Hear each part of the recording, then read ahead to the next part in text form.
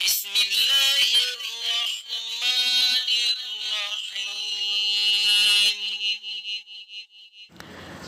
الرحیم۔ جی، سوال کرتے ہیں طاغوت کسے کہتے ہیں؟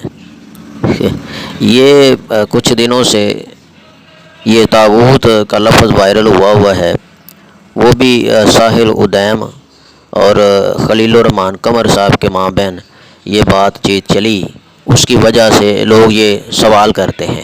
تو پیارے بھائیوں، جواب نوٹ کریں۔ طاغوت کا مطلب ہے سرکش یا باغی، جو اللہ کے خلاف بغاوت کرنے والا ہو، اللہ کے احکامات سے روگردانی کرنے والا ہو۔ اسلامی تعلیمات میں طاغوت ان لوگوں یا ان چیزوں کو کہا جاتا ہے جو انسان کو گمراہی کی طرف لے جائیں اور اللہ کی عبادت سے دور کر دے۔ طاغوت کا ذکر قرآن مجید میں بھی ہے، قرآن مجید میں بھی ملتا ہے، اور اس کا مطلب ہے ہر اس چیز یا شخص سے جو اللہ کے راستے سے ہٹائے، یعنی کہ ہر اس چیز کو طاغوت کہا جائے گا، ہر اس شخص کو طاغوت کہا جائے گا جو اللہ کے راستے سے ہٹائے۔